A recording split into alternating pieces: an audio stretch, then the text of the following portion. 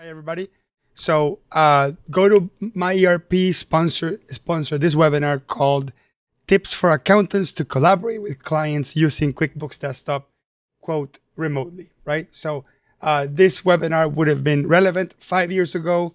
It's very relevant today because a lot of people are working remotely, and will probably be relevant in the next 5 to 10 years as long as there's still a QuickBooks Desktop type of application out there.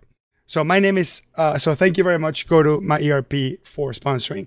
My name is Hector Garcia. I work out of Miami. We have a QuickBooks consulting firm. There's my email if there's something not answered or confusing or whatever in this webinar. Go ahead and email me.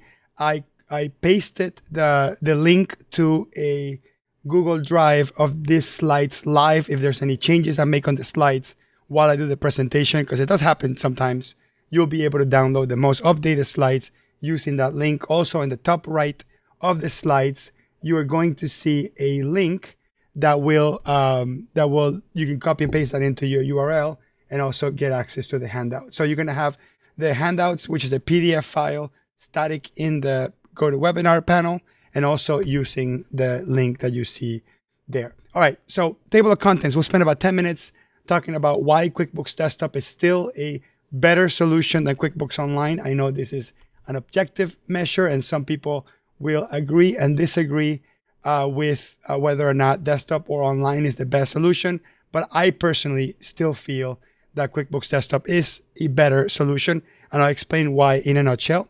Then we'll talk about defining what collaboration means, what it doesn't mean, and a lot of accounting professionals have their own version of what collaboration means or have meant to them over the years of working with clients. Maybe through this particular part, you get some ideas on how other accounting professionals collaborate with their clients and their books and that sort of thing. Then we're going to compare all the solutions. We're going to compare GoToMyERP, which is the sponsor of the webinar, and their competitors. And GoToMyERP authorized me to speak freely about the competitors, what I like, what I don't like. They actually asked me, you don't need to make this a sales session about our product. Just inform people of what the options are. And hopefully, if GoToMyERP is the better option for their particular circumstance, they will choose that. So then we'll talk about the accountant's copy and the send journal entries step by step. I'll talk about some of the things that you have to keep in mind because these are the traditional tools inside QuickBooks Online. And then we'll talk about GoToMyERP, and if we have a chance, we'll actually launch up a demo on my Mac. We'll see what happens there. All right, so let's get started with QuickBooks Desktop versus QuickBooks Online. Let me preface by saying, yes, I acknowledge QuickBooks Online, it's more convenient than desktop. It's 100% cloud-based. It has easier integration with third-party apps. It works on a tablet. It works on a Mac. It works on a PC. It works on a phone, Android, Chrome laptop, iPhone. QBO, QuickBooks Online, is the best solution for convenience, easy access, and cloud-based native applications. However, it lacks features. Even the QuickBooks Online Advanced Q, which is what they're pushing as the most advanced QuickBooks Online yet, it's still not a comparable QuickBooks Desktop replacement, especially with companies that manage inventory, construction companies that do job costing. Anyone that wants to customize the forms or customize the reports are going to fall big time short with QuickBooks Online. And this is where traditional QuickBooks Desktop users would prefer to stay in desktop. And many accountants are still recommending QuickBooks Desktop because of that. I know many accountants are not afraid of online, are not afraid of cloud-based applications. They simply recommend desktop because it's a better application with more features and just it could do more stuff basically.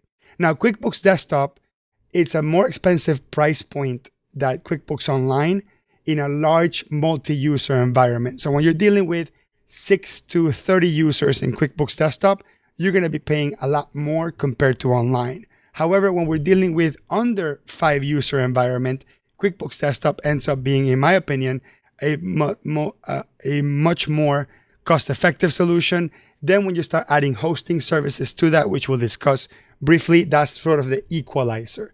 Remember, QuickBooks Online Plus, which is a version I recommend in the QuickBooks Online world, is roughly $840 per year, and it allows 5 users to connect. And QuickBooks Online Advanced, which is the other version I recommend, is roughly $1,800 a year, which allows up to 25 users to connect. So when we talk about QuickBooks Desktop pricing, you kind of understand the difference in value there. QuickBooks Desktop, for people managing multiple businesses, or accountants in this case, managing multiple companies, tend to be a much more cost-effective solution because you don't pay per company, right? When you buy QuickBooks Desktop, whether you're subscribing to Enterprise or you buy Pro Premier Accountant one-time cost software, you can manage unlimited amount of companies and do unlimited amount of accounting clients, let's call it that, with a single subscription or a single desktop license, which is different than QuickBooks Online. QuickBooks Online, you pay per company, per entity. So that's something to consider too when you're comparing the two platforms, so deciding between the two platforms. And of course, QuickBooks Desktop's biggest Achilles heel compared to online is that it's not cloud-based, but you can cloudify it. You can simply move it to the cloud, host it on the cloud with a hosting solution that will typically be between $40 to $60 per user per month.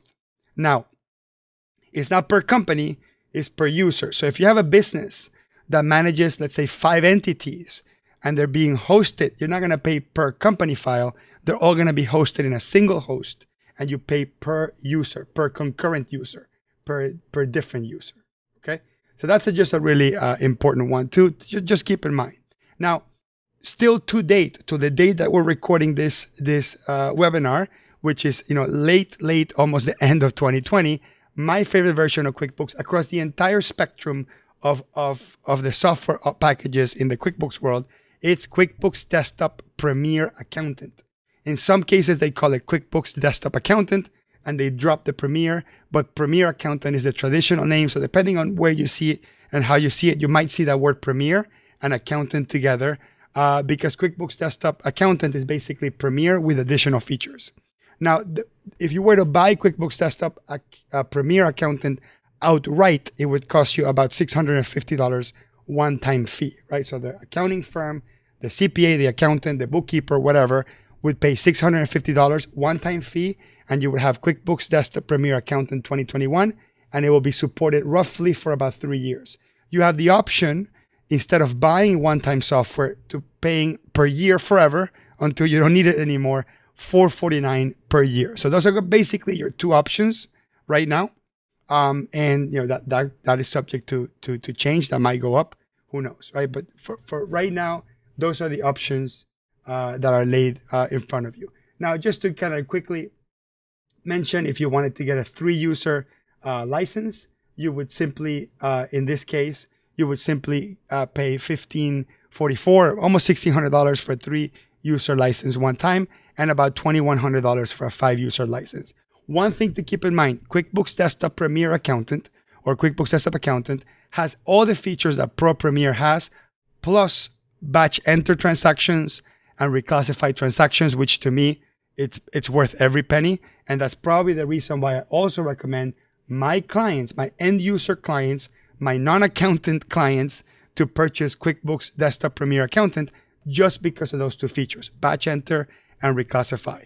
You can also, if you're an accounting professional, if you're a bookkeeper and accountant supporting QuickBooks Desktop users, you have the ability to open accountant's copy and to send the changes back, and also a different feature called send journal entries. We'll talk about both of those in detail. There's also a feature called client data review, which kind of aids with the cleanup process.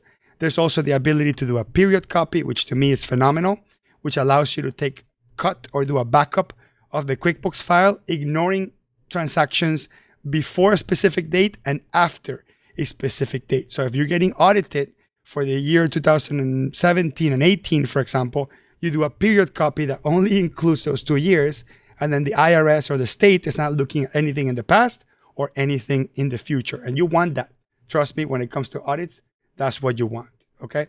And also you have the ability to open 2 companies at the same time with QuickBooks Desktop Premier Accountant or QuickBooks Enterprise. Both of them have that feature. And also there's something called the Fixed Asset Manager and the Statement Writer, which I personally don't recommend. It's there. It's an option. It's part of their marketing messaging. It has it. I personally don't use it because it ends up being a waste of time because those features don't work really well, but they're there and it's worth mentioning it. Now, a common question I get is, what about the Pro Advisor subscription? So this $449 per year I'm mentioning is the Pro Advisor subscription. So the way QuickBooks Intuit is selling QuickBooks Desktop Premier Accountant starting the release of 2021 is, if you call them and you specifically request it and twist the salesperson's arm into talking about this product, you can buy these. Otherwise, they're going to push you into a subscription-based product or into an online product or into enterprise, because they're not going to market to sell these. These are still being sold, but they're not necessarily in the front page of their website. If you sign up to become a Pro Advisor, a QuickBooks Desktop Pro Advisor, that's what the $449 per year is. It's you pay for an annual subscription to be a QuickBooks Pro Advisor, and it comes with QuickBooks Desktop Accountant, Premier Accountant. I think is worth mentioning that it's QuickBooks Desktop Accountant or QuickBooks Desktop Premier Accountant. So you go to proadvisor.intuit.com and you will find out more information about that. Now, in the slides, there's a link to my master comparison matrix. I share this in almost every webinar that I do because this actually is, per se, I would say, one of my pride and joys. This is something that's taken me years to build. You just type that link into your URL and you get this Google Doc, which is kind of like an Excel. It's a Google Sheet that contains about 200 lines, 200 something rows, okay, 222 at this point, and it's comparing across all the versions: QuickBooks Online, Simple Start, Essentials, Plus, Advanced, Desktop Platinum, Enterprise Platinum, Enterprise Diamond, Pro Plus, Premier Plus, and Accountant, the Accountant Edition. It's actually comparing all the versions and every feature in the middle. Now, I will apologize that some of these features are nuanced. It's not a straight no or a straight yes, but I did my best to try to create, a good technical starting point, so you can, before you recommend QuickBooks Online or QuickBooks Desktop, you can make a clear decision. You will notice that most of the yeses are going to be on the enterprise and accountant SKUs, and there'll be a few where the online has things that QuickBooks Desktop doesn't. But I still think, and this table will prove it, that that when you compare them, QuickBooks Desktop is just a much more powerful program. I also invite you to search in CPA Academy, to search webinars that I've done or GoToMyERP sponsor webinars. We've done a couple of webinars which are a series on QuickBooks Desktop. So comparison between desktop and online, and desktop efficiency tips and tricks. I'm gonna add links to both of those in the additional resources section. Okay, so I've effectively sold you that QuickBooks Desktop is better than online. All right, so let's talk about, what does collaborate mean, or what do I mean by collaborating with your client as an accountant when it comes to QuickBooks Desktop. So let's go ahead and name or describe the typical ways that accountants collaborate with desktop users. One is reclassifying transactions, right? So whatever the customer did, we're going to reclassify because they put it in the wrong spot. In some cases, applying payments, right? Because maybe they created an invoice and then they did a deposit and they didn't link the deposit with the invoice. So applying those payments is a typical thing that accountants do where they're fixing client errors. It also happens with bills and bill payments, where somebody will create a bill and then write a check and not create a bill payment and keep that bill open. So accountants find themselves doing a lot of these type of cleanup for their clients, and of course, making journal entries to make their financial statements pretty much work at the end, right? So that's the typical thing that we do. The other typical thing that we do is completing the accounting cycle. There are many ways, there are many clients that I have that they don't really make mistakes because all they do is create invoices and receive payments. And they allow me to do, let's say, the balance of that, which is classifying all the expenses, reconciling the bank accounts, and closing the books. So there are some accountants that collaborate with their clients, and they're not necessarily fixing errors or redoing their entire books or cleaning up the books. They basically agreed that the client will do one piece that doesn't affect the accountant's work. The accountant will come in at the end of the month or end of the week, do the other piece, and then close the cycle for the client. That's another way that kind of clients and accountants collaborate. Another way that accountants collaborate is having to do special reports. So creating custom reports for management, specific reports for management, analyzing financial statements because they're going to do some advisory work or some tax planning with the client.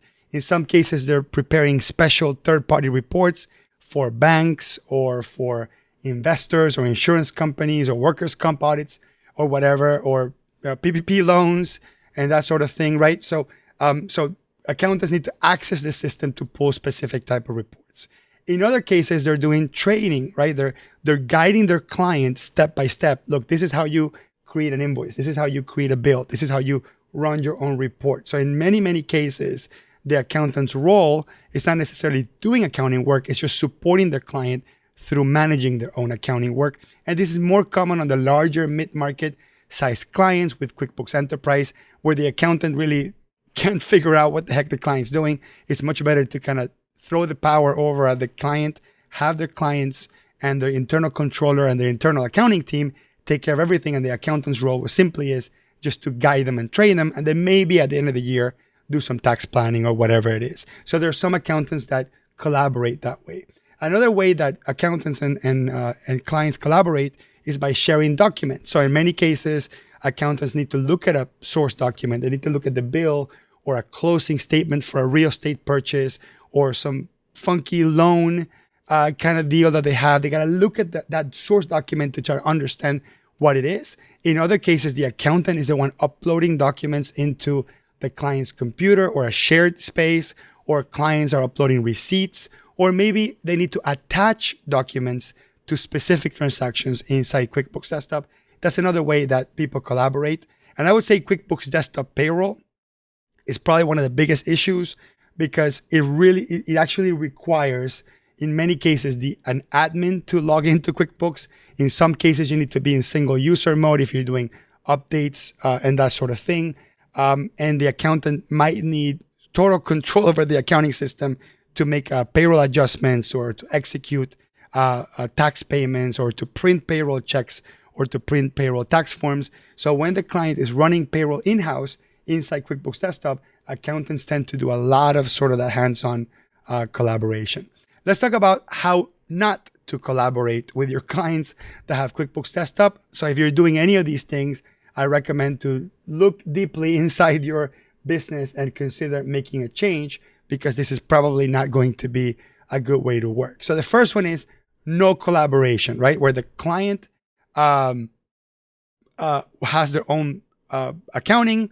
Maybe they make a copy or a backup and they send it to the accountant.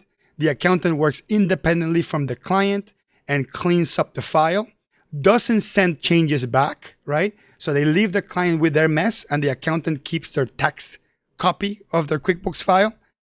You know, that works. And I've done that many times. I've been practicing for 12 years. There's many situations in which I've been forced to do that because of just how difficult it is to collaborate, or how messy the client is, or how much time they're giving me to do it, or how much money they're willing to pay. I mean, there's all sorts of reasons why collaboration is just not feasible.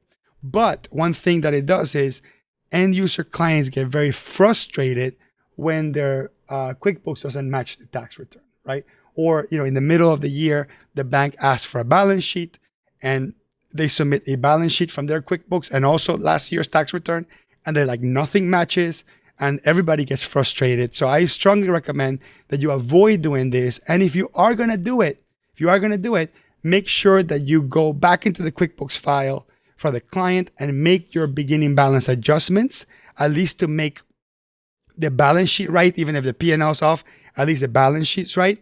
And you're going to have to do this every year, right? And also you might have to keep multiple versions. So as an accountant, you might have to keep a version of that cleaned up file for every tax year or every year that you did the taxes for or submitted the P&L and balance sheet for the tax accountant to do. You might need to keep that because when there's an audit and your client sends their native file to the auditing firm, or to the, in this case, to the IRS or whatever, it's just gonna be a gigantic mess. So you're gonna have to control the information that goes to the IRS or to a state audit by keeping copies of that cleaned up file because you decided not to collaborate. Okay. Ooh, I know it's a lot of ranting, but it's just the reality of it, right? This is the reality that we live in. I love QuickBooks Desktop, but it brings in these sort of situations. There's an alternative to collaborating, especially in the post-COVID world, is do it via Zoom, right? Connect with the client via Zoom, share the screen. And while this might work, it's very slow, very ineffective, very frustrating for the accountant.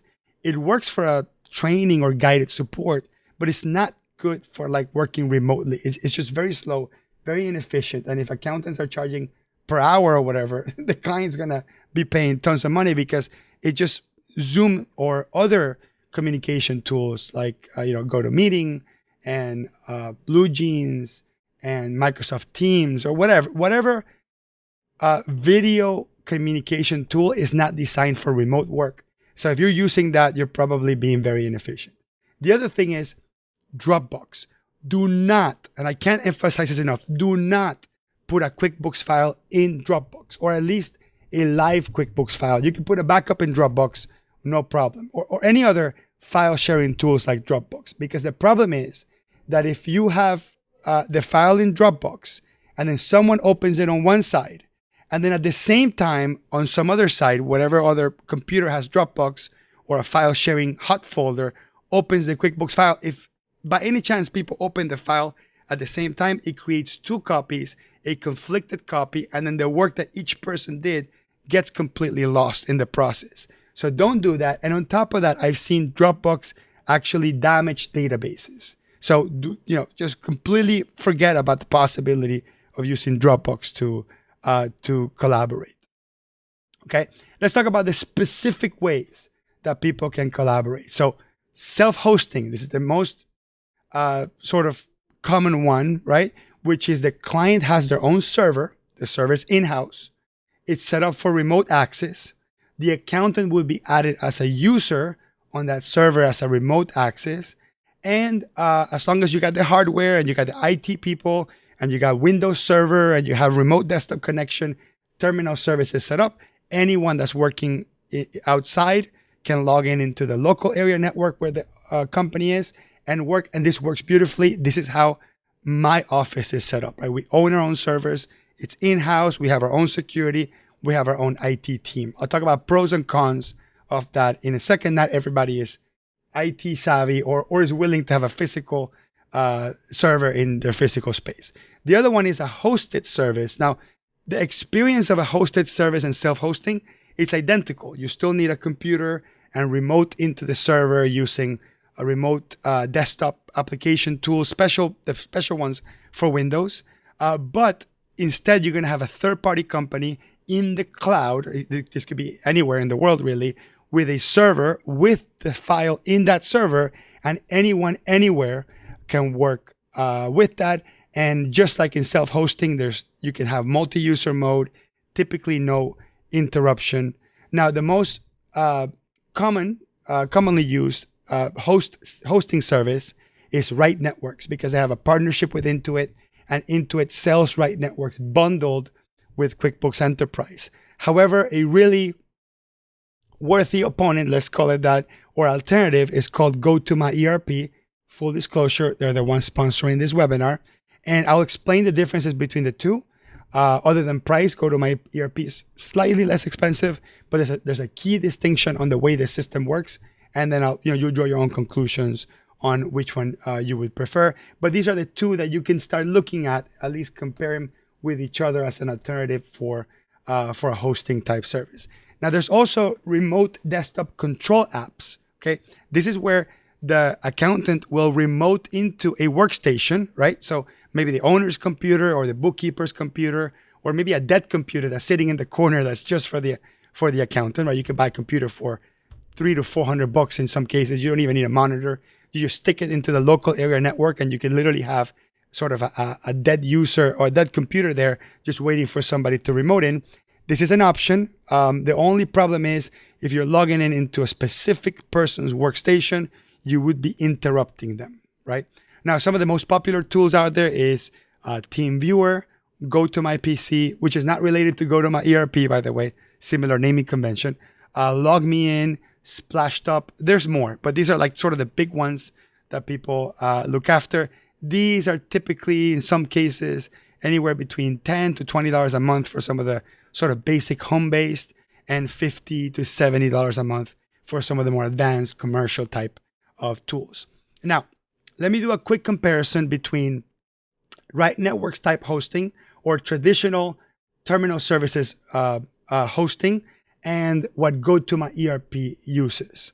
So when you are, this is a screenshot of my computer, by the way. So I work on a Mac, but I work with QuickBooks Desktop all the time. So the only way I can work in QuickBooks Desktop is I need to actually emulate or run a virtual PC inside of my Mac, which is not the best thing to do, or I remote into a server that has QuickBooks Desktop in it, which is the way I do it, right? So for example, this is me remoted into my server. So you will notice that it's like a window within a window, right? So I'm logged in into the server, which is a window, and inside that server, I manipulate it as if I was physically sitting in front of that server, right?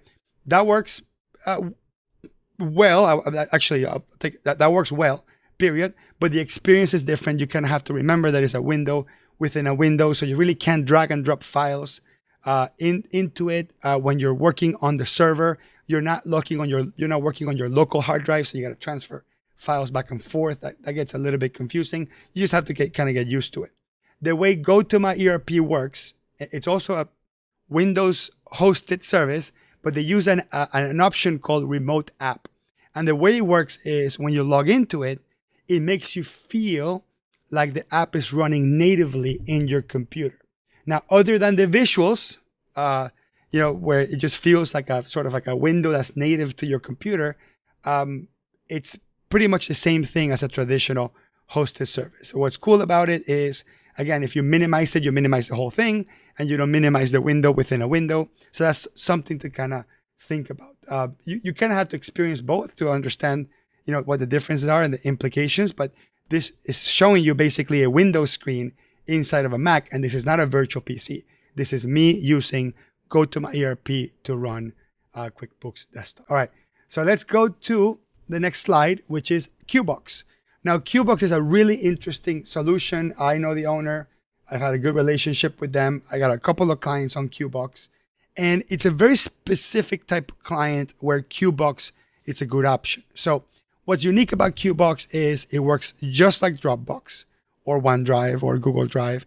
But what it does is it locks the file when someone opens it. So what QBOX does, it detects when someone opens the file, and then everybody else gets locked out. So nobody else can open that file at the same time, which is what I call a turn-based approach. It's not going to be a multi-user approach. So if you got a client that works between 9 and 5, they log out at 5, and then you work between 6 and 9 p.m. or whatever, QBOX is a great solution for that. However, if your client forgets to close QuickBooks, you're going to be locked out. You have to wait until they log back into that computer and close QuickBooks, because while QuickBooks is open, the file is locked. So there's no multi-user support for remote users. I mean, you can have a local area network of people working in multi-user, but the minute you want to involve a remote user with QBOX, everybody needs to be out of QuickBooks so the remote user can log into QBOX and lock out that file. It works really well. I have absolutely nothing against it. It is an alternative to GoToMyERP or a hosting type service. My issue with it is turn-based. So this only works for the clients that have the discipline to close their file when they're done working, and then I, as the accountant, happen to only work off hours, right, from the accountant. And that when you manage multiple clients and you put them all in QBOX, it's difficult to remember what the preferences for each client is. So great solution, worth mentioning because it is one of the contenders out there in terms of tools to work in sort of collaboration with QuickBooks Desktop remotely. The next one is Accountant's Copy. So as I mentioned earlier, it's an internal tool inside QuickBooks Desktop. It's in Pro, Premier, Enterprise, Accountant in all versions. And basically it splits the files into two. The customer goes and creates a accountant's copy. QuickBooks will ask you what is the date, the cutoff date. Once you pick that cutoff date, the accountant gets a copy of the file, which is restricted. The accountant cannot do anything past the cutoff date. Perfect example is end of the year, 12/31/2019 or whatever. So the accountant can only work on years prior. The live file, which is, let's say, half the file, can only work in files moving forward. There's tons of restrictions because you can't change the chart of accounts and stuff like that. So there's some frustration there. But if the accountant does the work fairly fast, I would say 3 to 5 days, most of the restrictions of accountant's copy don't affect the end user so much. And it works pretty well. One thing I'll tell you is, in some cases, I've had the changes not take, and it's been a very frustrating situation. But for the most part, I would say 95% of the situations, I think that that accountant's copy, it's a good, viable option. Okay. The next one is send journal entries. This is pretty cool. This was added, I think, in 2014. And what's really neat is if the accountant has a copy of the QuickBooks file of the client, not an accountant's copy, but like a backup or a regular copy, and they're only doing journal entries, then they can finish the journal entries, click on send journal entries, and essentially send their customer just the journal entries to then import into their file, which is pretty cool.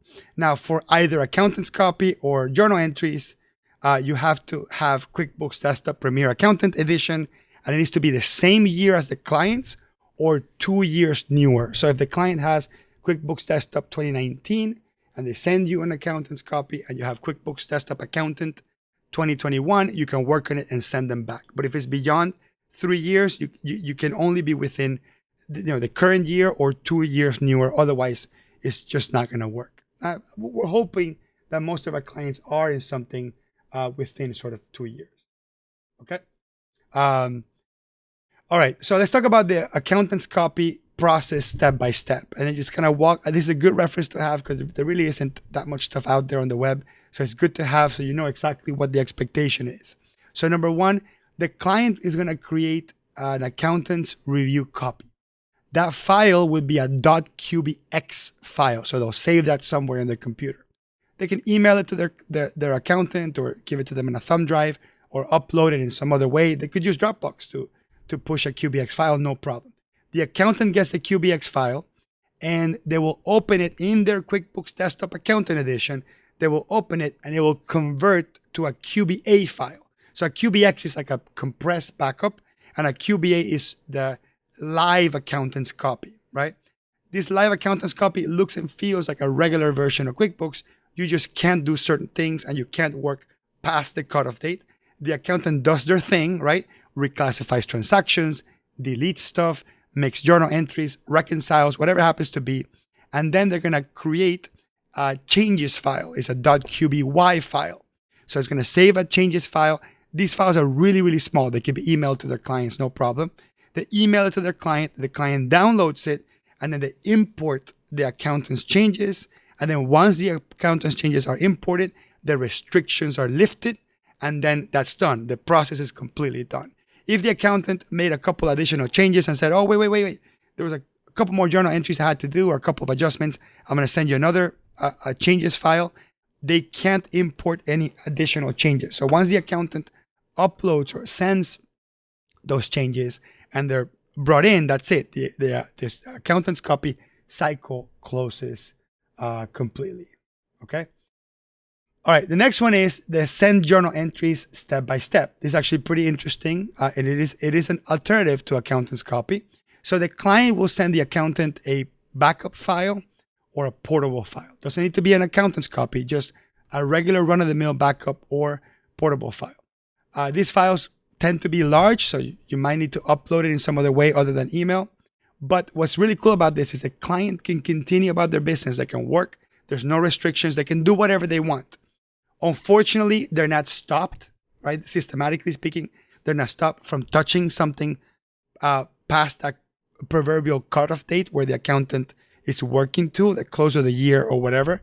So I would recommend at this point to close the books with a password that the client doesn't know. So at least it will prevent the client from making changes in the same period where the accountant is working.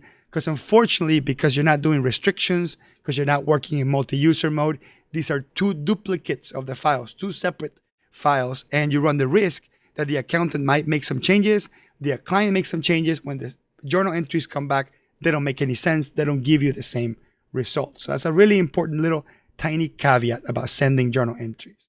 Now, the accountant received the backup. Only those journal entries. They're not deleting transactions. They're not reclassifying. They're not cleaning up. All they're doing is journal entries. Again, the accountant needs to have the discipline to understand the only thing they're doing is journal entries. And once they're done, they send a .qbj file to the client, and those journal entries get imported. They're very small. They're okay to email. The client imports the journal entries. The journal entries show up in their live system like magic. And as long as the client didn't touch anything in the same period that the accountant was working on, those journal entries should now make the balance sheet and the P&L look exactly as they looked when the accountant was making changes to it. Again, tons of implications, but you need to know both of these step by steps. You need to know them really well and have a discussion with your client saying, we're going to choose this. You're going to commit to this. Understand this is the process. One of the most common issues that we get on the accountant's copy is when the client clicks on remove restrictions, right? Because they were trying to make a change and they don't understand the implications of removing the restrictions. QuickBooks says, I can't do that because you have a live accountant's copy pending. If you click on remove restrictions, you'll be fine. You'll be able to do whatever you're trying to do. But it doesn't understand that any work the accountant has done is completely lost. You can't recover from a client undoing or removing the accountant's copy restrictions. So it's very important that people need to be educated that they cannot be doing that.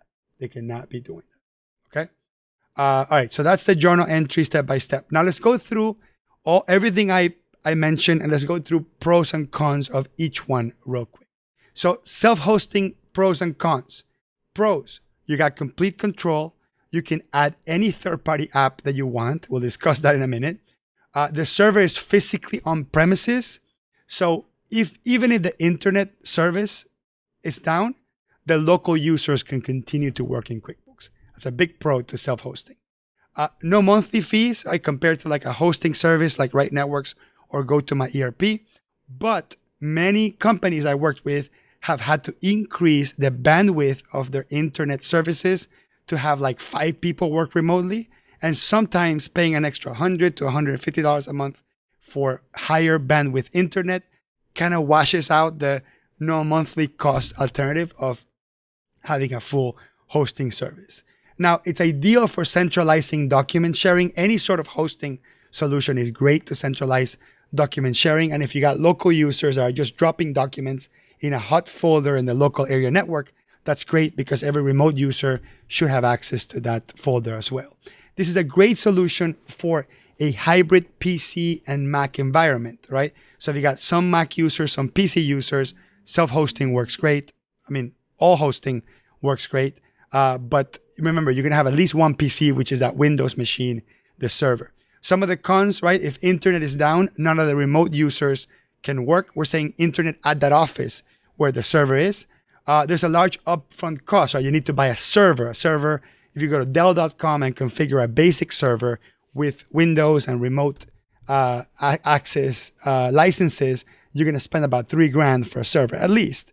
Then you might need an IT person to help you configure it, which might be another couple $100 to $1,000. So there's a large upfront cost. And if you're going to have 10 users working remotely, 20 users working remotely, that server needs to be upped in capacity, more RAM, more hard drive, more processing power. And you might be spending $5,000 on a server at that point. Now, you also need to maintain it. So if you need to add a new user, if you need to reset a password, you need to have an IT person in staff or a really fast responding IT service, which are difficult to find. And also the UI on any hosting solution, the user interface is very different to what a QuickBooks Desktop is accustomed to, especially with transferring files between the hosting side and the local side. Now, if you're using a hosting service like GoToMyERP or RightNetworks, The pros are no upfront fees, really quickly to implement. You can be up and running in less than an hour. There's 99.99999% uptime. They have redundant servers, historical backups. So if something went wrong, you can say, hey, can you go back to a backup from last week or whatever? Most people have that kind of service. There's painless or seamless collaboration between remote users because everybody logs in the same way and one user doesn't affect the other. It's an ideal way to centralize document sharing.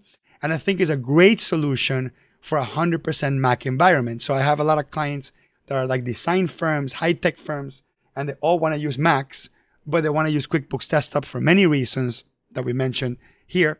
And that is a great solution for them. So either a self-hosting or cloud hosting.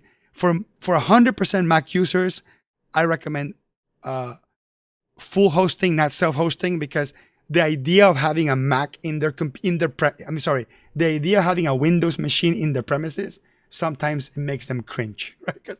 That's how Mac users are generally. So I think a hosting service is best for an all Mac sort of environment. Some of the cons is you got to pay per month per user. You also have to pay additional for like adding Microsoft Office or Excel. Depending on the hosting provider, they might not accept all third-party apps. This is very true with RightNetworks. They're very picky on what third-party apps can work. GoToMyERP, in my experience, is a lot quicker and a lot looser on getting more third-party apps added to their approved list. There's no access if internet is down, right? So if you don't have internet, you can't access QuickBooks at all. So that, I know, doesn't happen that often. And as we mentioned earlier, the UI is significantly different.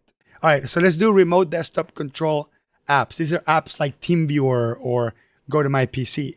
So controlling or driving the workstation is great for a training type of scenario. The cost is pretty low, like TeamViewer, which is my favorite one, is $50 a month. It's easy to install and implement, in my opinion. And some of the cons is some of these apps don't have unattended access, which requires a human being to press a button and authorize the remote user to work in there. You are interrupting the workstation user. That's how it works. And also, you get risk of getting blamed if something goes wrong with that computer. One of the things I fear, honestly, as an accountant, is to remote into a client's computer and then find inappropriate pictures in that computer, and then having the conundrum on whether or not those inappropriate pictures are borderline illegal, and my legal obligation to have to report that client. I mean, can you imagine all the layers of implications to log into somebody's computer? Plus, many times I've been in somebody's computer and I open up the browser so I can try to go to Bank of America or whatever, and then I start typing a URL and it shows the history of websites that the client has been to, and it was something that I did not want to see or something that I wish I could unsee. So that is, to me, what the biggest risk of logging into somebody's computer. It is crossing, in some cases, a little bit into that privacy area, and there's all sorts of liability implications. Now let's talk about QBOX, pros and cons. So no upfront fees with QBOX, relatively low monthly cost. I believe it's like $12 a client per month, but let's say under 20 just in case the prices go up. It's really easy to implement. You can also share other files like Word files and Excel files. Some of the cons is a turn-based, as we mentioned, no multi-user support for remote users. There's a monthly fee, right, per client. So those will be the cons of a QBOX. Okay, accountant's copy, pros and cons. The pros is there's no additional cost and it's built into QuickBooks. It requires QuickBooks Desktop Accountant, and it cannot be more than 2 years of difference. And QuickBooks Desktop Accountant always needs to be the same year or newer. Client's restrictions while the accountant's copy is up, and if the client removes the restrictions, it's a problem. And in about 5% of the cases, accountant's copy, I found it to corrupt files. Sending journal entries, pros, again, it's all built into QuickBooks, and it doesn't create restrictions for the client, but it's also a con, right? Because it doesn't guarantee the financial statements will match if the client mucks with any of the transactions before that period that you were working on. Okay, so I'm gonna go ahead and close the slides. There's a couple of slides here with the recommended apps that I've used and the reasons why I recommend them, videos or links to them, and also some videos to other apps not related to remote work that I use all the time. I'm gonna go ahead and launch a remote desktop service so you kind of get an idea for how it works. So I'm working on a Mac, but this obviously works on a PC as well. I think that demoing it in a Mac is particularly valuable, just because you kind of get the idea of how remote work works completely. So for example, I'm going to log into my server, and this is a self-hosting process. So maybe that opened too fast, but notice it's a window within a window, right? So if I launch QuickBooks inside of this window, it will be a window within a window, right? So one of the problems I have with this is that this is not interacting with my computer. This is interacting with my server. So I would have to transfer files from my computer physically to the server to be able to work on those files. So this is it. This is very simple. So if you can see here that I'm interacting with a server, I get to open, the regular folders. I get to open my tax software, whatever I'm going to do. It's a window within a window.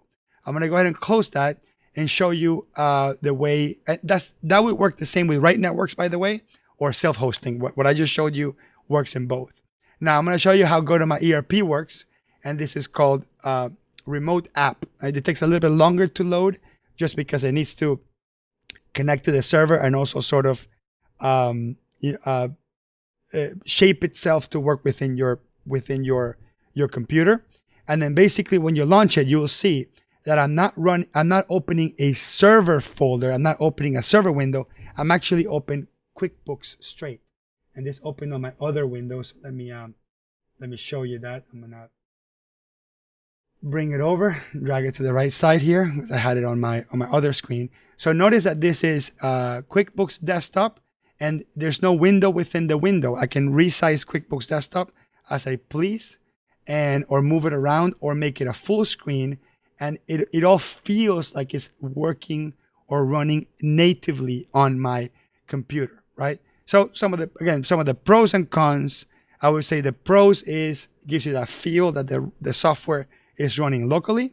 The con is that because you think the software is running locally, you get some of these it's half a second or a quarter of a second delay between the clicks, in contrast to working with physically your computer there. But after a while, you don't even notice. There's a tiny little bit delay, but as you work on it, after a while, like I said, you're clicking through all the screens. All the pop-ups are independent pop-up windows, just like it would be if the software was running natively inside your computer. Where the difference is, if I was working with self-hosting or remote desktop, these pop-ups will be within that screen.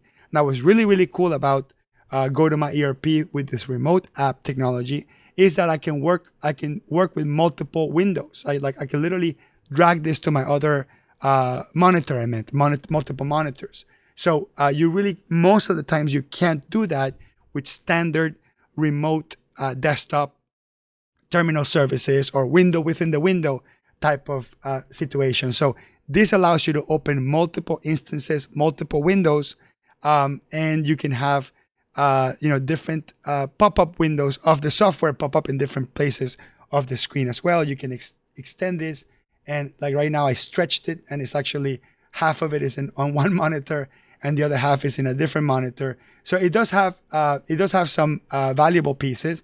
You can also maximize and completely take over your screen. Like right now, I literally have it in a full screen mode. So let me just toggle it back, full screen mode, and then basically it's taking over the entire screen, and it feels like the software is natively on my computer. So if you're working in full screen mode quite a bit, and you have a monitor dedicated just for this remote app, it will almost feel as if you're not working remotely at all. Okay. So I got some additional questions, which is, what about printing from the remote app? So the way it works is when I go print, okay? Yes. We are running. I think we need to go ahead and watch that last. I was planning to. Just give me a minute. Okay. All right. So real quick.